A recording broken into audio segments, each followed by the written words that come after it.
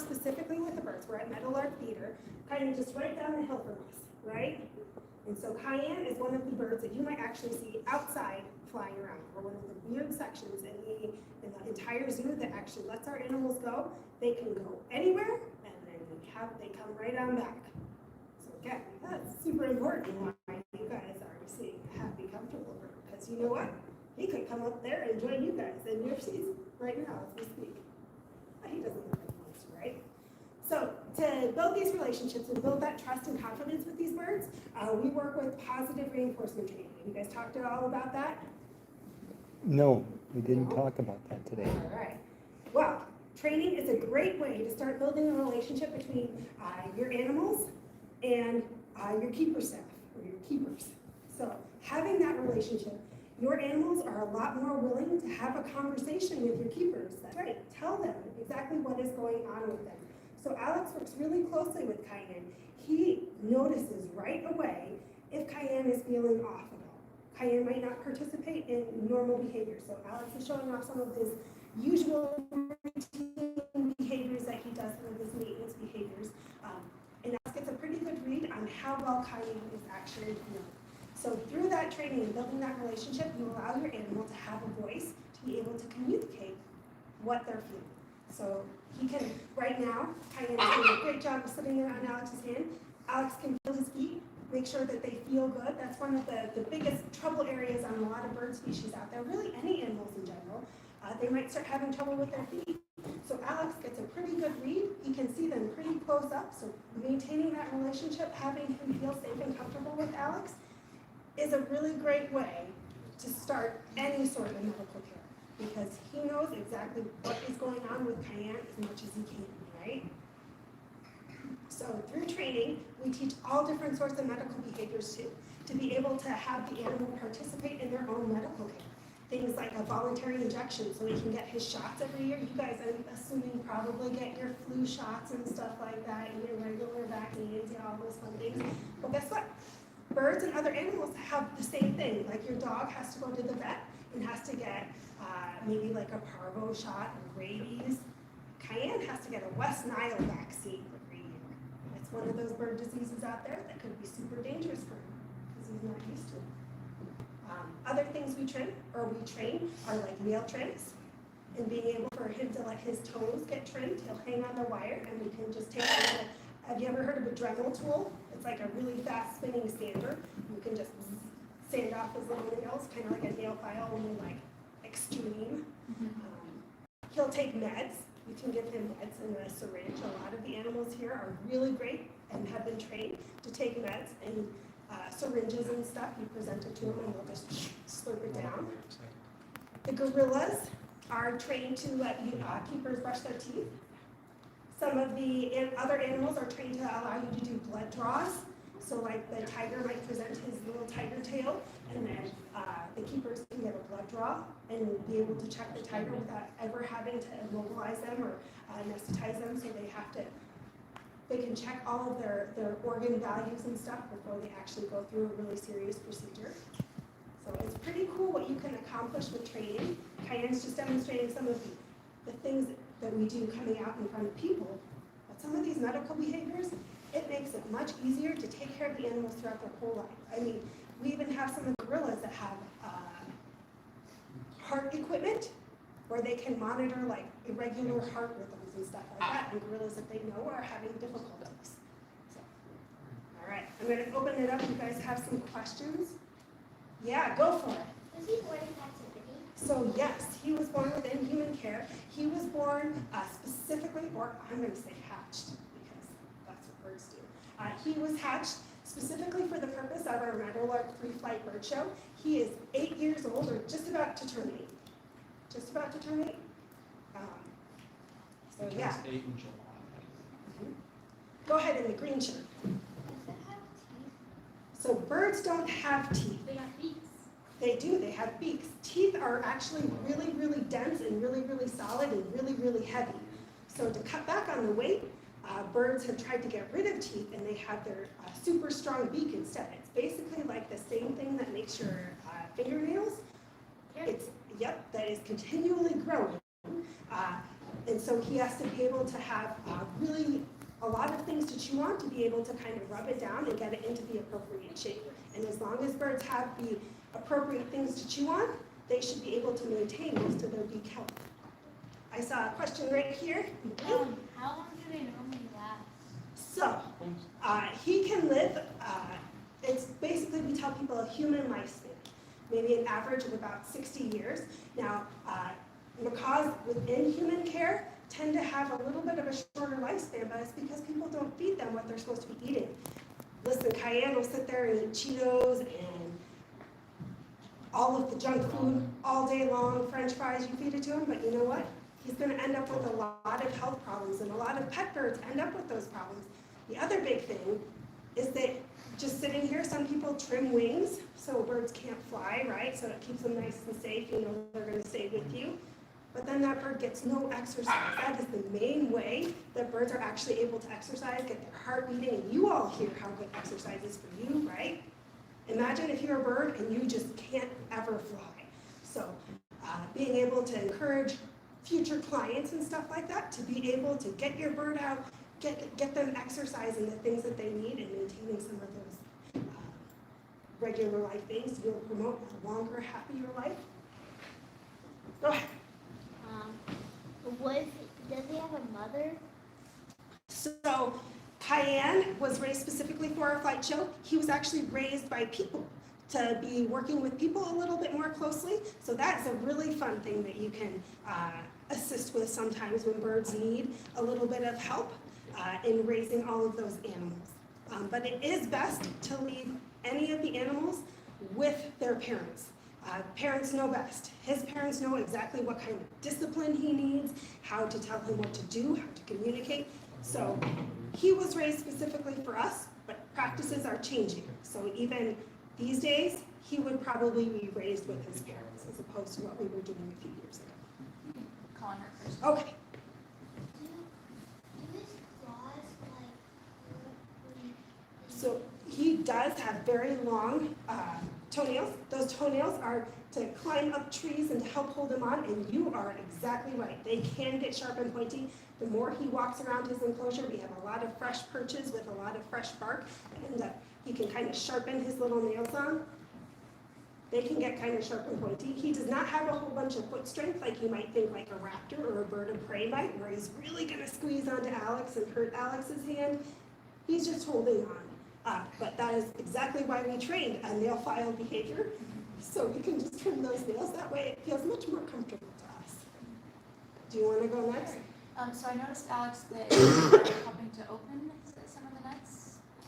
So I have nut bits on me right here, and so depending on what I ask him for, I can give him a different size nut bit for how well he does it.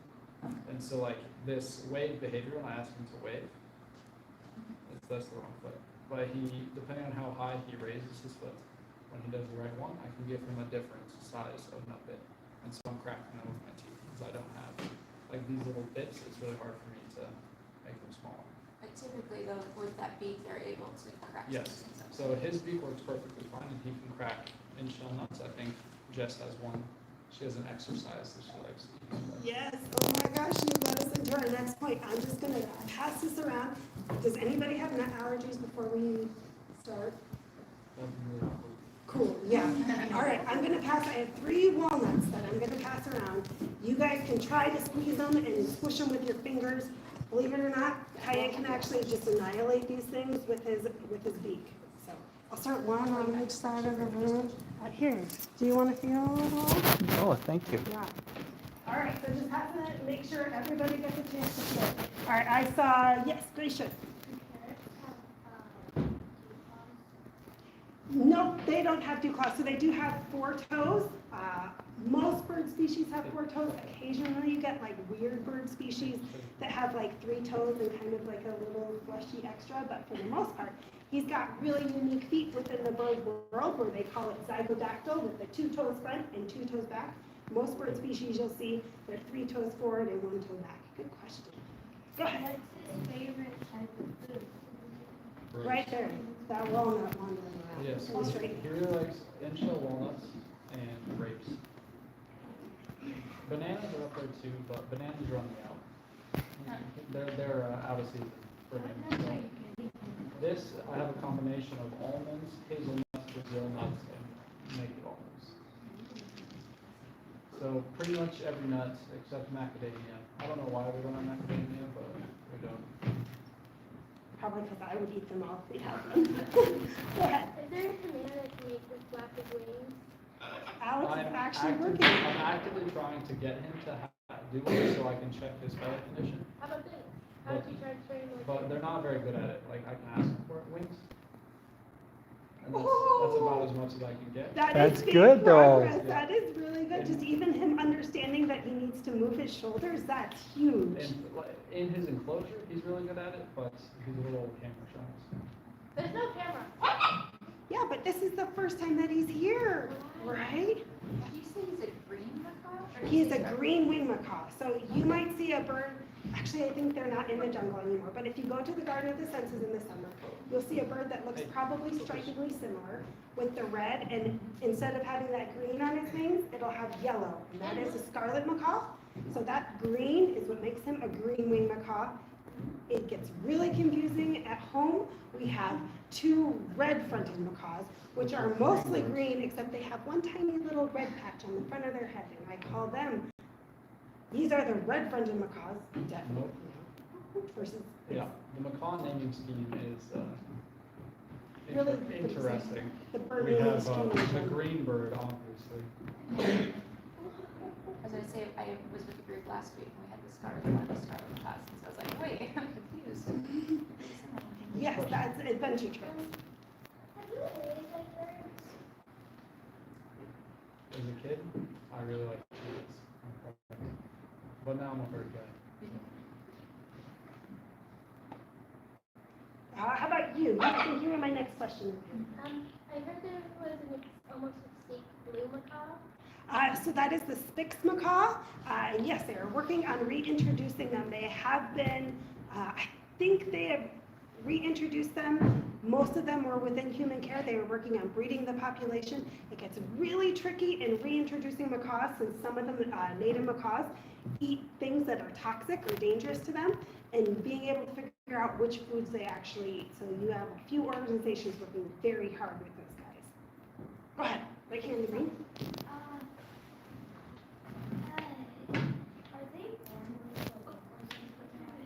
So those are actually cute little feathers and stuff, but yes, all those little skin folds and everything, yep, they hatch with that. They're actually naked when they hatch, and they're, if you get a chance to Google baby macaws, they're kind of unfortunate looking, but only the face and the little look. But they get bigger and cuter pretty quickly. They end up with like that giant beak. It looks really, you should Google macaw baby. Well, fun fact, before I worked with them, I worked in guest services. I swept the theater, and I was like, oh my god, they are so cool. When I saw the birds flying in the show, I was like, and then that's how I decided I was going to be.